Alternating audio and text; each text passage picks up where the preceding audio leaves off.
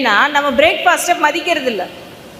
Time இல்லைன்றதுலாம் important இல்லை, அவள் சாப்பிட மட்டும் டைம் இல்லாமல் போகுமா? ஏன் டைம் இல்லைன்னா அதுக்கு நம்ம முக்கியத்துவம் கொடுக்கறது இல்லை, பிரேக்ஃபாஸ்ட்டை மதிக்கிறதே கிடையாது.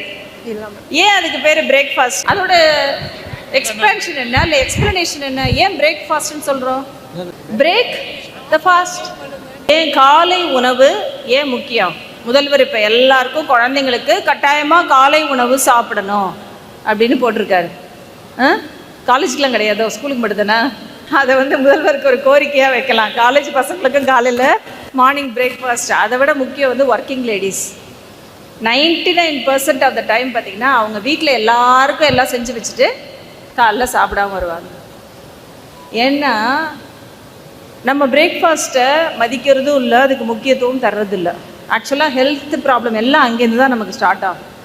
ஸோ பிரேக்ஃபாஸ்ட்டு ஏன் இம்பார்ட்டண்ட்?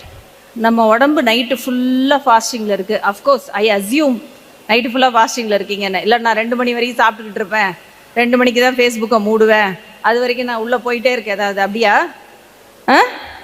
அப்படின்னாலும் அது தவறான பழக்கம்தான். நைட்டு 11 மணி இந்த சிண்ட்ரலாவில் டங் டங்னு ஒரு பெல் அடிக்கும்ல, அந்த மாதிரி 11 மணிக்கு பெல் அடிக்கும் போது என்ன ஆகும் தெரியுமா?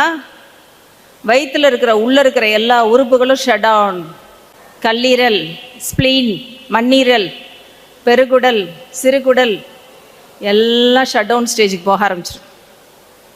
அதுக்கப்புறம் நீங்கள் என்ன போட்டாலும் வயிற்றுக்குள்ளே ஸ்டமக் ஒரு பேக், இறைப்பை, நீங்கள் போடுறதெல்லாம் அதுக்குள்ளே உட்காந்துருக்கும், ஜீரணம் ஆகாது, டைஜஷன் ஆகாது. எப்போ டைஜஸ்ட் ஆகும் தெரியுமா?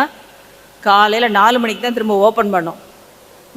இந்த 4 o'clock எல்லாம் ஓப்பன் ஆகுது இல்லையா? வயிறு, கல்லீரல், மண்ணீரல்லாம் ஓகே, இன்னைய பொழுது ஸ்டார்ட் பண்ணுறோம் அப்படின்னு ஓப்பன் பண்ணோம்.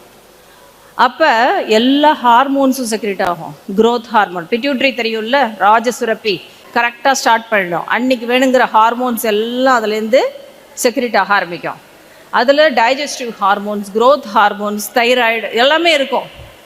அந்த ஹார்மோன்ஸ் சுரக்கிறப்ப நமக்கு எனர்ஜி வேணும். அந்த எனர்ஜி எங்கேருந்து கிடைக்கும்?